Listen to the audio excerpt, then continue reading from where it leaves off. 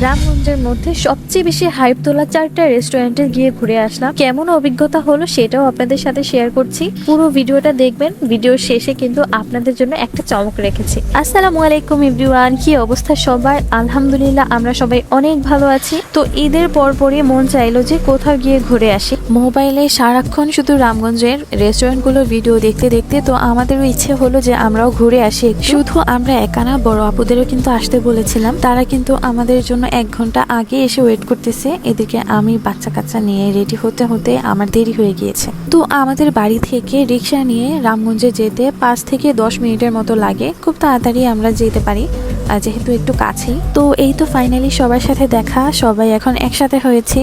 কিন্তু কথা হচ্ছে আমরা কনফিউজড যে আমরা আগে কোথায় যাব।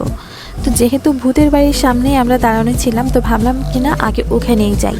ভূতের বাড়ির রেস্টুরেন্টে কিন্তু আমার আগে যাওয়া হয়নি, এই ফার্স্ট টাইম। আমি অনেকের কাছে খারাপ ভালো রিভিউ মিলিয়ে শুনেছি, তবে নিজের কখনো যাওয়া হয়নি। তো গিয়ে দেখলাম যে ওনাদের খাবারের প্রাইস অনেক বেশি। শুধুমাত্র একটা ভূত দেখার জন্য আমরা এত টাকা খরচ করে সেখানে খাবো, মানে খাবারের মানও কিন্তু তেমন একটা ভালো না। আমার ফ্রেন্ড সার্কেলকে জিজ্ঞাসা করে দেখেছি, তারাও বলেছে। তো তারপরেও ভাবলাম যে কিছু স্ন্যাক্স অর্ডার করি বাচ্চাদের জন্য, বাচ্চারা খাক বসে বসে, কিন্তু তাদের নাকি অ্যাভেলেবেল নেই। আর এই যে ভাইরাল সে ভূতটা, যেটা দেখার জন্য সবাই যায় আর কি। তো আমরা বের হয়ে চলে আসলাম। তবে আমার কিন্তু এখানে খাবার খাওয়ার খুব ইচ্ছে ছিল, ইনশাআল্লাহ আবার যাব। তখন কিন্তু আপনাদের সাথে আমি রিভিউটা শেয়ার করব। তো ভূতের বাড়ি থেকে বের হয়ে আমরা যাচ্ছি রুফটপে। রুফটপের আগে কিন্তু ফুড ভিলেজ, মানে রামগঞ্জে এমন অবস্থা হয়েছে যে প্রতি মাটির ইঞ্চিতে ইঞ্চিতে রেস্টুরেন্ট হয়ে যাবে, কিন্তু মানুষজন নাই। আমি মনে করি প্রতিটা রেস্টুরেন্টের এটা খেয়াল রাখা উচিত যে তারা 1-2 দিনের জন্য তো রেস্টুরেন্টটা ওপেন করছে না, তো তাদের খাবারের মান কিন্তু ধরে রাখা উচিত। তো যাই হোক, আমরা কিন্তু কথা বলতে বলতে রুফটপে চলে এসেছি। রুফটপের কথা কি বলবো, তাদের ভিউ বরাবরের মতোই অসাধারণ। আমার কাছে কিন্তু এই ভিউটা একদম সেই লাগে। রুফটপে কিন্তু আমি আরও এসেছি, কিন্তু ওই যে বড় আপুদের আসা হয়নি, তাই তাদের নিয়ে আসলাম আর কি। তাদেরও বেশ পছন্দ হয়েছে রুফটপের ভিউ।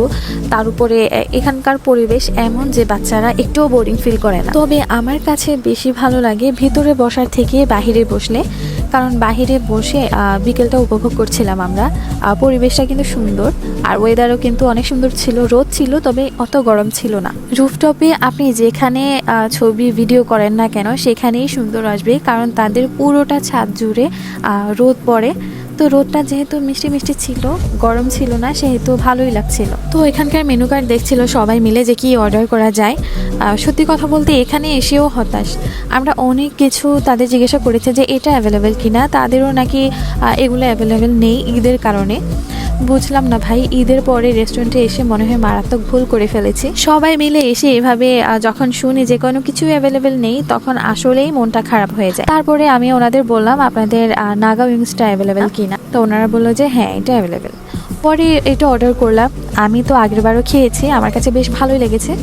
তো তার সাথে আমি অর্ডার দিয়েছিলাম যে চিকেন ললিপপ। তো খাবার আসতে আসতে আমরা এদিকে একটু ভিডিও করছিলাম। চারদিকে তাকাতেই চোখের একটা শান্তি, চোখে যেন আরাম লাগে। চারদিকে শুধু সবুজ আর সবুজ, আপনি দূরে তাকালেও দেখবেন শুধু মাঠ আর মাঠ দেখা যায়। আর রুফটপের ভাইরাল এই সার্কেলের মধ্যে যে চেয়ারটা রাখা আছে, আর পাশে একটা পাখির বাসার মতো, এখানে কিন্তু সবাই ছবি তুলে।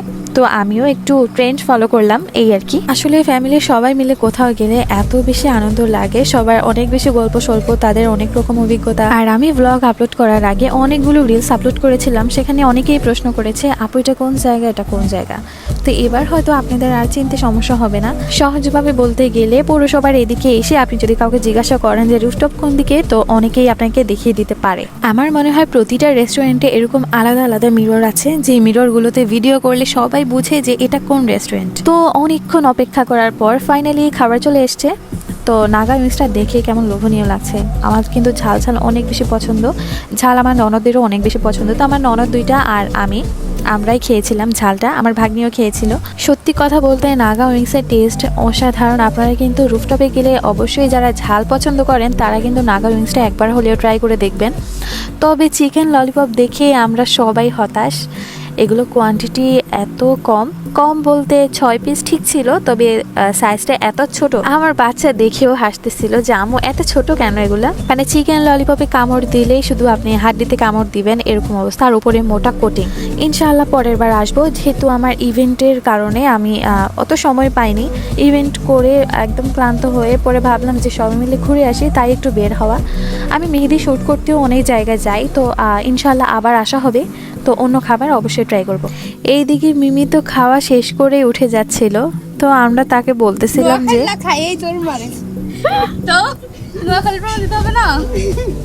আর সব কিছু মিথ্যা হলেও এটা কিন্তু সত্যি, নোয়াখালীরা সত্যি খেয়ে দৌড় মারে। আর বেচারিদের অবস্থা খুবই খারাপ আমার বাচ্চা সামলাতে সামলাতে। যদিও তাদের কখনো ওইভাবে ধন্যবাদ দেওয়া হয় না, তবে আমি মন থেকে তাদের ধন্যবাদ জানাই। আমি কোথাও গেলে তারা আমাকে অনেক বেশি রিল্যাক্স ফিল করায় এই বাচ্চাদের সামলিয়ে। আলহামদুলিল্লাহ আমার ননদগুলো এত ভালো, তারা আমাকে অনেক বেশি ভালোবাসে। আর আমি তো যেটাই করতে যাই সবসময় আমার ননদ আমাকে সাপোর্ট করবে। তো রুফটপ থেকে বের হয়ে আমরা চলে গেলাম টাওয়ারের নিচ তলায় যে ভিএফসি আছে ওইখানে। আর আমি ঢোকার সময় আমার ননদ কি সুন্দর করে আমাকে ওয়েলকাম জানাচ্ছে। অনেক অনেক ধন্যবাদ আমার ননদকে আমাকে এত সুন্দর করে স্পেশাল ফিল করানোর জন্য। সেখানে গিয়ে কোনো মেনু কার্ড চেক না করে আমরা কি করলাম, আমরা বার্গার অর্ডার দিয়ে দিলাম। তো আমরা বার্গার অর্ডার দিয়ে কিছুক্ষণ গল্প করছিলাম। আর কত গল্প করব, গল্প করতে করতে হাঁপিয়ে গিয়েছি।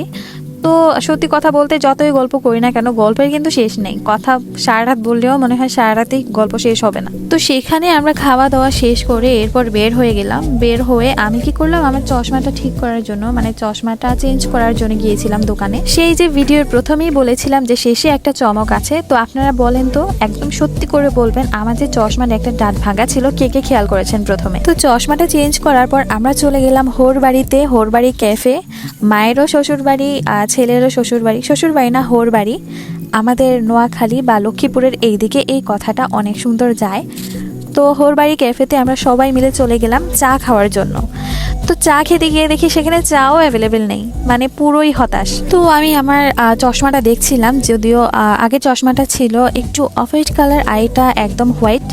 তো আমি দেখছিলাম যে আমাকে কেমন লাগছে নতুন চশমায়। তো কতক্ষণ সেখানে ঘোরাঘুরি করে আমরা বাসার দিকে রওনা দিব।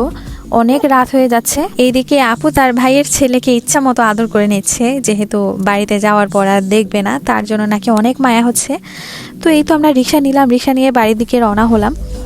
বাড়িতে যেতে যেতে আমাদের প্রায় 8টার মতো বেজে গিয়েছিল। আর বাড়িতে এসে এত আমরা আরও সারপ্রাইজ হয়ে গিয়েছি। আম্মু আমাদের জন্য ছোট ছোট কিউট করে বিফ চাপ রেডি করেছে, আর উপরে লেবুর রস ছিটা দিয়েছে।